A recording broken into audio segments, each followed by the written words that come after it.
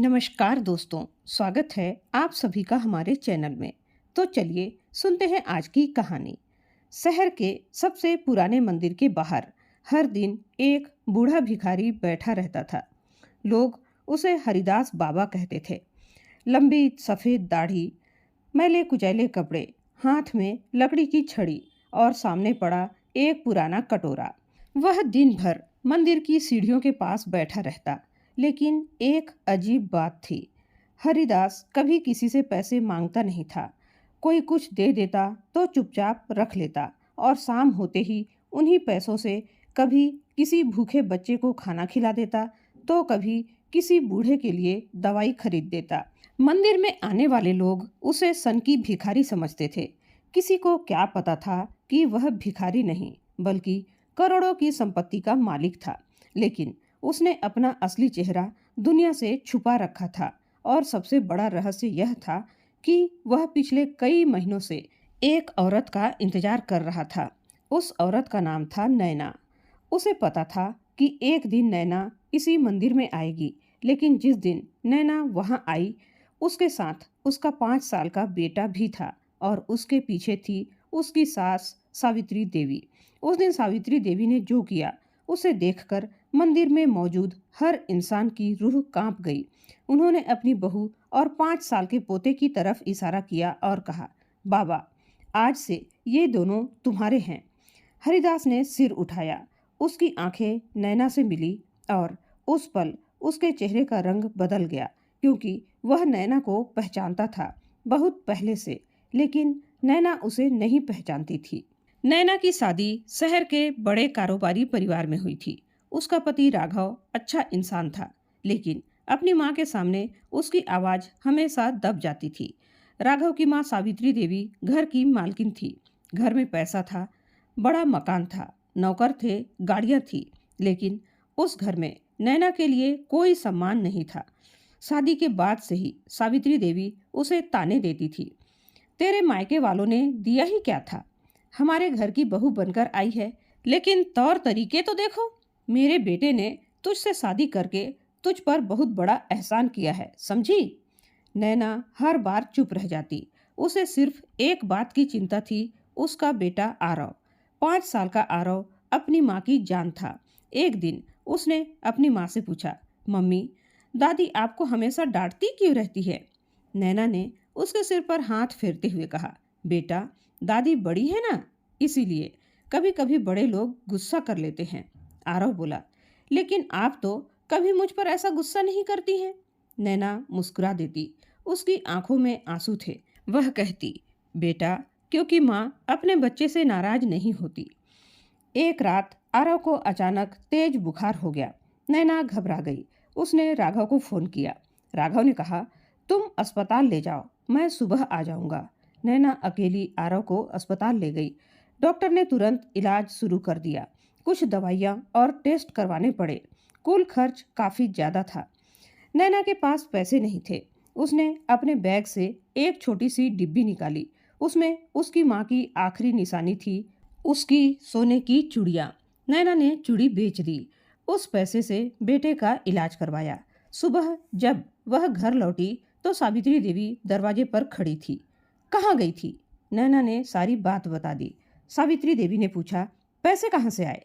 नैना चुप रही। बोल। नैना ने कहा, मैंने अपनी माँ की चूड़ी बेच दी। सावित्री देवी हंस पड़ी। वाह, मायके की आखिरी निशानी भी बेच दी? नैना की आंखें भर आई। बेटे के इलाज से बड़ी कोई निशानी नहीं है माँ जी। सावित्री देवी ने ठंडी आवाज में कहा, बहुत त्याग करने का नाटक मत कर। नैना अपने कमरे में चली गई। उसे नहीं पता था कि उसी रात घर के दूसरे कमरे में सावित्री देवी एक पुरानी अलमारी खोल रही थी। उन्होंने उसमें से एक लाल रंग की डायरी निकाली। डायरी के पहले पन्ने पर लिखा था, अगर मेरी मौत अचानक हो जाए तो नैना को कभी सच मत बताना। सावित्री देवी ने डायरी बंद कर दी। उनके हाथ कांप रहे थे। अगले दिन सावित्री देवी ने डायरी फिर से खोली। उसमें नैना के पिता का नाम था, श्यामलाल। श्यामलाल कभी सावित्री देवी के पति के कारोबार में काम करते थे। वे ईमानदार आदमी थे, लेकिन कई साल पहले कंपनी के करोड़ों रुपये के घोटाले का मामला सामने आया था। श्यामलाल ने उस घोटाले को पकड़ लिया था।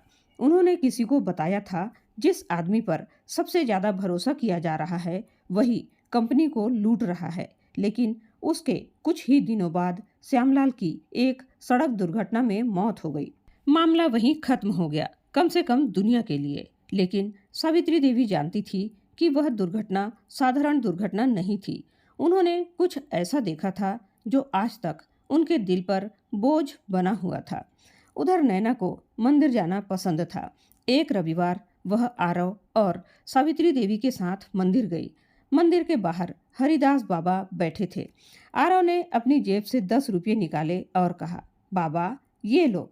हरिदास ने पैसे लेने के बजाय आरव के चेहरे को ध्यान से देखा, फिर नैना की तरफ देखा। उसकी आंखें भर आई। उसने धीमे से कहा, तुम्हारे पिता तुम्हें बहुत प्यार करते थे ना? नैना के कदम वहीं रुक गए। आप मेरे पिता को कैसे जानते हैं? हरिदास कुछ पल चुप रहा, फिर बोला, कुछ चेहरे भूलते नहीं है बेटी। नैना हैरान थी, लेकिन सावित्री देवी का चेहरा डर से पीला पड़ गया। उन्होंने तुरंत नैना का हाथ पकड़ा और कहा, चल यहाँ से। हरिदास ने पीछे से आवाज दी, नैना। नैना पलटी। हरिदास बोला, अगर कभी तुम्हें लगे कि तुम्हारे पिता की मौत के पीछे कोई राज था, वह रुक गया, तो लाल डायरी ढूंढना। नैना कुछ समझ पाती उससे पहले ही सावित्री देवी उसे वहां से ले गई। उस रात सावित्री देवी सो नहीं सकी। उन्होंने राघव से पूछा, तुम्हारी पत्नी उस भिखारी से पहले कभी मिली थी क्या? राघव ने कहा, नहीं माँ। क्यों? सावित्री देवी बोली, मुझे वो आदमी ठीक नहीं लगता। लेकिन असल में उन्हें हरिदास से डर लग रहा था, क्योंकि वह जानती थी वह भिखारी साधारण भिखारी नहीं था और शायद वह लाल डायरी के बारे में भी जानता था। कुछ दिनों बाद राघव के घर में बड़ा नुकसान हुआ। सावित्री देवी ने फिर नैना को दोष दिया, जब से तू इस घर में आई है मुसीबत पीछा छोड़ ही नहीं रही है। नैना ने कहा, माँ जी, मैं क्या कर सकती हूँ? तू मेरे बेटे के लिए मनहूस है। राघव वहां मौजूद था। नैना ने उसकी तरफ देखा। उसे उम्मीद थी कि उसका पति उसका साथ देगा, लेकिन राघव चुप रहा। उस रात नैना ने अपने कमरे में बैठकर फैसला किया कि वह उस घर को छोड़ देगी। लेकिन तभी आरव उसके पास आया। मम्मी, आप मुझे छोड़कर तो नहीं जाओगी ना? नैना उसे सीने से लगाकर रोने लगी और कहा, कभी नहीं बेटा। दरवाजे के बाहर खड़ी सावित्री देवी ने यह सब सुन लिया और उसी पल उन्होंने एक भयानक फैसला कर लिया। अगले रविवार सावित्री देवी ने कहा, नैना मेरे साथ मंदिर चलो। नैना आरव को लेकर उनके साथ चली गई। मंदिर के बाहर वही हरिदास बाबा बैठे थे। सावित्री देवी सीधे उसके सामने गई। उन्होंने कहा, बाबा, तुम रोज कहते हो कि तुम्हारे पास कोई अपना नहीं है। हरिदास चुप रहा। सावित्री देवी ने नैना की तरफ देखा, फिर आरव की तरफ और बोली, तो आज मैं तुम्हें अपना परिवार दे रही हूँ। नैना के चेहरे का रंग उड़ गया। माँ जी, सावित्री देवी बोली, आज से तू मेरे घर की बहू नहीं है। आरव रोने लगा। दादी, मैंने क्या किया? सावित्री देवी ने उसकी तरफ देखा भी नहीं। तुम दोनों को यही भिखारी संभाले। नैना हाथ जोड़कर बोली, माँ जी, मुझसे गलती हुई है तो मुझे सजा दीजिए, लेकिन मेरे बच्चे को मत छीनिए। सावित्री देवी ने कठोर आवाज में कहा, मैंने फैसला कर लिया है। फिर हरिदास की ओर मुड़कर बोली, लो बाबा, दान में दे रही हूँ इन्हें। मंदिर में सन्नाटा छा गया। हरिदास ने अपना कटोरा नीचे रख दिया। वह धीरे धीरे खड़ा हुआ और सावित्री देवी से पूछा, अगर कल आपको पता चला कि आपने जिसे भिखारी समझा वह आपके पूरे खानदान से ज्यादा अमीर है तो? सावित्री देवी हंस पड़ी। तुम? हरिदास मुस्कुराया। हाँ, मैं। तुम्हारे पास तो पहनने के कपड़े तक नहीं हैं। हरिदास ने सिर्फ इतना कहा, कपड़े इंसान की हैसियत नहीं बताते। फिर उसने नैना और आरव की तरफ देखा और कहा, चलो। नैना ने आखिरी बार पीछे देखा। उसकी आंखों में सिर्फ एक सवाल था, मेरे साथ ऐसा क्यों हुआ? हरिदास उन्हें शहर के पुराने इलाके में एक छोटे से मकान में ले गया। आरव थका हुआ था। हरिदास ने उसके लिए खाना बनाया। नैना हैरान थी। आप मुझे जानते हैं? हरिदास ने कहा। तुम्हारे पिता को जानता था। नैना का दिल जोर से धड़कने लगा। आप कौन है बाबा? हरिदास ने जवाब नहीं दिया। उसने एक संदूक खोला। उसमें एक पुरानी तस्वीर थी। तस्वीर में नैना के पिता श्यामलाल के साथ एक युवा आदमी खड़ा था। नैना तस्वीर देखते ही कांप गई। ये हरिदास बोला, मैं हूँ। आप मेरे पिता के बड़े भाई। नैना की आंखों से आंसू बह निकले। तो आपने मुझे इतने साल क्यों नहीं बताया? हरिदास ने कहा, क्योंकि मैं तुम्हें ढूंढ रहा था। अगली सुबह हरिदास ने नैना से कहा, आज मेरे साथ चलो। वह उसे शहर के एक बड़े कारपोरेट ऑफिस में ले गया। जैसे ही हरिदास अंदर गया, सारे कर्मचारी खड़े हो गए। Good morning sir. नैना हैरान रह गई। एक कर्मचारी ने हरिदास के हाथ में फाइल दी। उस पर लिखा था, हरिदास ग्रुप चेयरमैन। नैना की आंखें फैल गई। आप करोड़पति हैं? हरिदास ने कहा, करोड़पति नहीं बेटी, तुम्हारे पिता की मेहनत और ईमानदारी की वजह से आज मैं इतना बड़ा बना हूँ। फिर उसने एक फाइल उसके सामने रखी। अब समय आ गया है कि तुम अपने पिता की मौत का सच जानो। फाइल में पुराने कारोबार के दस्तावेज थे। नैना ने देखा, उसके पिता ने कंपनी के करोड़ों रुपए के घोटाले का पता लगाया था। उन्होंने सबूत जमा किए थे, लेकिन उनकी मौत के बाद सारे सबूत गायब हो गए। हरिदास ने कहा, मैंने सालों तक उस आदमी को ढूंढा जिसने तुम्हारे पिता को मरवाया। नैना ने पूछा, कौन था? हरिदास ने कहा, मुझे अभी भी पूरा यकीन नहीं है, लेकिन आपको किसी पर शक है? हरिदास ने उसकी आंखों में देखते हुए कहा, हाँ। नैना ने पूछा, कौन? हरिदास ने एक नाम लिखा। नैना ने नाम पढ़ा। उसके हाथ से कागज गिर गया था, क्योंकि उस पर लिखा था राघव, उसका अपना पति। नैना को विश्वास नहीं हुआ। नहीं, मेरे पति ऐसा नहीं कर सकते। हरिदास बोला, मैंने भी यही सोचा था। फिर उसने बताया कि राघव ने वर्षों पहले कंपनी के खातों में कुछ फर्जी लेन देन किए थे, लेकिन उसे यह काम किसी और ने सिखाया था। नैना ने पूछा, कौन? हरिदास चुप रहा। अभी नहीं, उसने कहा, क्योंकि मुझे एक आखिरी सबूत चाहिए। दूसरे दिन हरिदास सीधे सावित्री देवी के घर पहुंचा। सावित्री देवी ने उसे देखते ही पहचान लिया। उनके हाथ से गिलास गिर गया। आप? हरिदास ने कहा, अब भी मुझे भिखारी समझ रही हो? सावित्री देवी की आंखों से आंसू बह निकले। मुझे माफ कर दीजिए। राघव हैरान था। माँ, आप इन्हें जानती हैं? सावित्री देवी ने सिर झुका लिया। हाँ। हरिदास बोला, उन्हें सब बताओ। सावित्री देवी कांप रही थी। उन्होंने कहा, नैना के पिता की मौत के पीछे जो राज था वो मुझे पता था। नैना ने पूछा, तो आपने मुझे कभी क्यों नहीं बताया? सावित्री देवी रो पड़ी, क्योंकि मैं डर गई थी। किससे? अपने ही घर वालों से। सावित्री देवी ने बताया कि नैना के पिता की मौत के कुछ दिन पहले उन्होंने उन्हें एक फाइल देते हुए देखा था। उस फाइल में कंपनी के घोटाले के सबूत थे। श्यामलाल ने सावित्री से कहा था, अगर मुझे कुछ हो जाए तो ये फाइल नैना तक पहुंचा देना, लेकिन सावित्री ने वो फाइल छुपा दी। क्यों? क्योंकि उसी रात उनके पति ने उनसे कहा था, अगर ये बात बाहर गई तो हमारा परिवार बर्बाद हो जाएगा। सावित्री डर गई, लेकिन असली बात यह थी कि उन्हें नहीं पता था कि श्यामलाल की मौत इतनी जल्दी हो जाएगी। उसके बाद वर्षों तक अपराध बोध ने उन्हें अंदर से खा लिया, लेकिन उन्होंने नैना से नफरत करने का नाटक जारी रखा। हरिदास ने पूछा, क्यों? सावित्री बोली, क्योंकि मुझे डर था कि अगर मैं नैना के करीब आई तो वह मेरे चेहरे से सच पढ़ लेगी। नैना फूट फूट कर रोने लगी। माँ जी, मैं आपकी दुश्मन नहीं थी। सावित्री ने हाथ जोड़ लिए। मुझे पता है बेटी। अचानक दरवाजे पर आवाज हुई। राघव खड़ा था। उसने सब सुन लिया था। हरिदास ने उसकी तरफ देखा।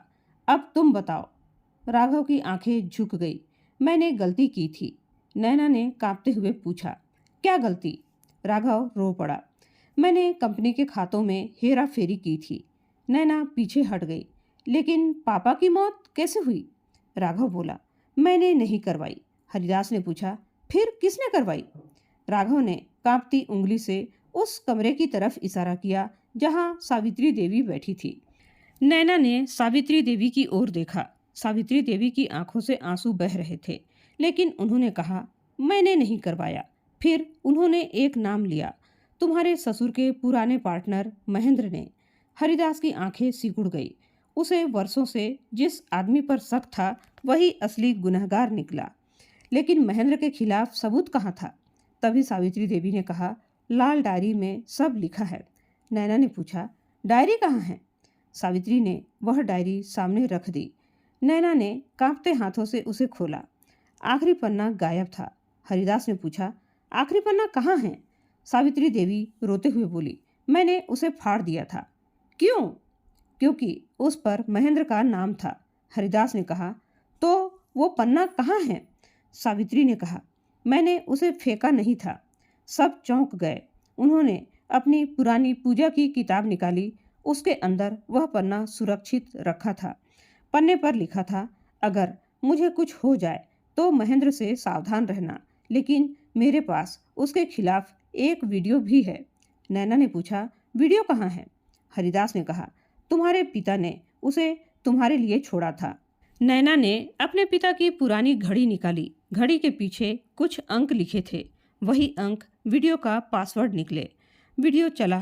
स्क्रीन पर उसके पिता दिखाई दिए। नैना उन्हें देखकर फूट फूट कर रोने लगी। वीडियो में श्यामलाल बोले, बेटी, अगर तू यह वीडियो देख रही है तो शायद मैं इस दुनिया में नहीं हूँ। नैना का दिल टूट गया। मैंने कोई गलती नहीं की थी। मैंने सिर्फ सच सामने लाने की कोशिश की थी। फिर उन्होंने एक नाम लिया, महेंद्र। वीडियो में घोटाले का पूरा सबूत था। और अंत में उन्होंने कहा, लेकिन याद रखना बेटी, सावित्री जी बुरी नहीं है। वह डरी हुई है। उसे मेरे मरने के बाद मेरे परिवार को बचाना है। वीडियो बंद हो गया। नैना रोते हुए सावित्री देवी की तरफ बढ़ी। सावित्री देवी ने हाथ जोड़ लिए। मुझे माफ कर दे बहू। नैना ने उन्हें गले से लगा लिया और दोनों रो रही थी। वीडियो बंद होते ही कमरे में कुछ पल के लिए ऐसा सन्नाटा छा गया जैसे किसी ने सबकी सांसें रोक दी हों। नैना की आंखों से आंसू लगातार बह रहे थे। उसने अपने पिता की तस्वीर को सीने से लगा लिया और कहा, पापा, आपने इतने साल अकेले ये सब सहा। हरिदास ने उसके कंधे पर हाथ रखा। अब तुम्हें अकेले नहीं सहना पड़ेगा बेटी। लेकिन दोस्तों, कहानी अभी खत्म नहीं हुई थी। एक नाम अभी भी बाकी था, महेंद्र। वही आदमी जिसने लालच में श्यामलाल की जिंदगी छीन ली थी। वही आदमी जिसने करोड़ों रुपए के घोटाले के सबूत मिटाने की कोशिश की थी। और वही आदमी जिसकी वजह से एक बेटी ने अपने पिता को खोया था। महेंद्र का सामना। हरिदास ने तुरंत अपने पुराने वकील को बुलाया। वीडियो की कॉपी, लाल डायरी के पन्ने, कंपनी के पुराने खातों के दस्तावेज और श्यामलाल द्वारा छोड़े गए सबूत एक जगह इकट्ठे किए गए। लेकिन हरिदास जानता था कि केवल शक के आधार पर महेंद्र को सजा नहीं मिल सकती। उसे ऐसा सबूत चाहिए था जिसे अदालत में झुठलाया न जा सके, और वह सबूत उसे जल्दी ही मिल गया। कंपनी के पुराने सर्वर से एक बैकअप फाइल बरामद हुई। उसमें महेंद्र और उसके साथियों के बीच बातचीत की रिकॉर्डिंग थी। रिकॉर्डिंग में महेंद्र की आवाज़ साफ सुनाई दे रही थी। श्यामलाल को रास्ते से हटाना जरूरी है। अगर उसने फाइल बाहर निकाल दी तो हम सब जेल जाएंगे। कमरे में मौजूद हर व्यक्ति के चेहरे पर सन्नाटा छा गया। नैना ने रिकॉर्डिंग सुनकर आंखें बंद कर ली। उसके होंठ कांप रहे थे। यही आदमी था? हरिदास ने धीरे से कहा, हाँ बेटी, अब उसे कानून से कोई नहीं बचा सकता। पुलिस की दस्तक हुई। अगली सुबह महेंद्र अपने आलीशान बंगले में बैठा नाश्ता कर रहा था। उसे जरा सा भी अंदाजा नहीं था कि उसके खिलाफ वर्षों पुराना राज खुल चुका है। तभी बाहर कई गाड़ियों के रुकने की आवाज आई। महेंद्र खिड़की के पास गया। पुलिस की गाड़ियां देखकर उसके हाथ से चाय का कप गिर गया। दरवाजे पर जोर से दस्तक हुई। महेंद्र जी, दरवाजा खोलिए। महेंद्र ने घबराकर फोन उठाया। उसने हरिदास को फोन मिलाया। आपने मेरे साथ धोखा किया है। दूसरी तरफ हरिदास शांत था। नहीं महेंद्र, मैंने सिर्फ तुम्हें तुम्हारे कर्मों तक पहुंचने दिया है। महेंद्र चिल्लाया, आप मुझे जेल नहीं भेज सकते। हरिदास ने कहा, मैं नहीं भेज रहा, तुम्हारे अपने कर्म तुम्हें वहां ले जा रहे हैं। पुलिस ने दरवाजा खोल दिया। महेंद्र को गिरफ्तार कर लिया गया। जाते जाते उसने पीछे मुड़कर देखा। दरवाजे के बाहर नैना खड़ी थी। महेंद्र की नजरें उससे मिली। नैना की आंखों में आंसू थे, लेकिन इस बार उन आंसुओं में डर नहीं था। उसने सिर्फ इतना कहा, मेरे पिता ने आपको कभी नुकसान नहीं पहुंचाया था, फिर आपने उनकी जिंदगी क्यों छीनी? महेंद्र के पास उसका कोई जवाब नहीं था। उसने सिर झुका लिया। मामला अदालत में पहुंचा। महेंद्र के खिलाफ पुराने दस्तावेज, लाल डायरी, वीडियो और सर्वर से मिली रिकॉर्डिंग पेश की गई। वर्षों से बंद पड़ी श्यामलाल की मौत की फाइल फिर से खोली गई। गवाह सामने आए, पुराने कर्मचारी सामने आए और धीरे धीरे पूरा सच अदालत के सामने आने लगा। महेंद्र ने पहले खुद को निर्दोष बताया, लेकिन जब रिकॉर्डिंग अदालत में चलाई गई तो उसकी सारी दलीलें खत्म हो गई। आखिरकार अदालत ने महेंद्र को हत्या के साजिश, धोखाधड़ी और करोड़ों रुपये के आर्थिक अपराधों का दोषी माना। उसे लंबी कारावास की सजा सुनाई गई। श्यामलाल के परिवार को न्याय मिल गया, लेकिन नैना के लिए यह जीत खुशी से ज्यादा एक दर्दनाक अंत थी। अदालत से बाहर निकलते हुए उसने आसमान की तरफ देखा। उसकी आंखों में आंसू थे। उसने कहा, पापा, देर हो गई, लेकिन आपका सच हारा नहीं। हरिदास ने उसके सिर पर हाथ रखा। सच को कभी जल्दी नहीं होती बेटी, उसे बस सही समय का इंतजार होता है। महेंद्र के पकड़े जाने के बाद राघव भी अपने अपराध से बचना नहीं चाहता था। उसने कंपनी के पैसों में की गई अपनी हेराफेरी स्वीकार कर ली। वह नैना के सामने आया। मैंने बहुत दुख दिया है नैना। नैना चुप रही। राघव ने कहा, मैं माँ के डर में इतना अंधा हो गया था कि तुम्हारा दर्द देख ही नहीं पाया। नैना की आंखें भर आई। तुमने मेरा साथ नहीं दिया राघव, मुझे पता है। जिस दिन माँ मुझे और आरव को उस भिखारी के साथ छोड़ रही थी, उस दिन मुझे सबसे ज्यादा दुख तुम्हारी चुप्पी से हुआ था। राघव ने सिर झुका लिया। मैं जिंदगी भर उस गलती का प्रायश्चित करूंगा। नैना ने तुरंत उसे माफ नहीं किया, लेकिन उसने यह जरूर कहा कि गलती स्वीकार करना पहला कदम है। अब साबित करना है कि तुम बदल चुके हो। राघव ने सिर हिला दिया। महेंद्र को सजा मिलने के बाद सावित्री देवी भी पूरी तरह से बदल गई। उन्होंने नैना से कहा, मैंने तुम्हें जितना दुख दिया है, शायद भगवान भी मुझे कभी माफ न करे बेटी। नैना ने उनका हाथ पकड़ लिया। माँ जी, इंसान गलती से बड़ा नहीं होता, बल्कि अपनी गलती स्वीकार करने से बड़ा होता है। सावित्री देवी की आंखों से आंसू बह निकले। क्या तुम मुझे माँ कह सकती हो? नैना कुछ पल चुप रही, फिर उसने धीरे से कहा, अगर आप सच में मुझे बेटी मानेंगी तो मैं आपको माँ कहूँगी। सावित्री देवी फूट फूट कर रो पड़ी। उन्होंने नैना को गले से लगा लिया। आरव भी दौड़कर दोनों से लिपट गया। उस दिन पहली बार उस घर में सास और बहू के बीच कोई दीवार नहीं थी। कुछ महीने के बाद वही मंदिर फिर से लोगों से भरा हुआ था। मंदिर के बाहर एक बड़ा भोजन केंद्र खुल गया था। गरीबों के लिए रोज खाना बांटा जाता था। उसके बाहर एक बोर्ड लगा था, श्यामलाल सेवा केंद्र। किसी जरूरतमंद को कभी छोटा मत समझिए। इस केंद्र को नैना ने शुरू किया था। हरिदास ने अपनी संपत्ति का एक बड़ा हिस्सा इस काम के लिए दे दिया था। सावित्री देवी रोज वहां आकर गरीबों को खाना खिलाती थी और आरव बच्चों के साथ खेलता था। एक दिन आरव ने हरिदास से पूछा, बाबा, आप फिर से भिखारी क्यों नहीं बनते? हरिदास हंस पड़ा। अब जरूरत नहीं है बेटा। क्यों? हरिदास ने कहा, क्योंकि अब लोगों को देखकर मुझे उनके दिल पहचानने के लिए भिखारी बनने की जरूरत नहीं पड़ती। आरव कुछ देर सोचता रहा, फिर बोला, लेकिन मुझे आप तब भी अच्छे लगते थे। हरिदास की आंखें भर आई। उसने आरव को गले से लगा लिया। शाम को नैना अपने पिता की तस्वीर के सामने दीपक जला रही थी। उसने धीरे से कहा, पापा, आपका बदला नहीं लिया मैंने। वह मुस्कुराई और बोली, आपको न्याय दिलाया है। पीछे सावित्री देवी खड़ी थी। उन्होंने कहा, और मुझे भी तुमने बचा लिया बेटी। नैना पलटी। आपको किससे? सावित्री देवी ने आंसू पोंछते हुए कहा, अपने ही अपराध बोध से। दोनों गले मिल गई। दरवाजे पर आरव खड़ा था।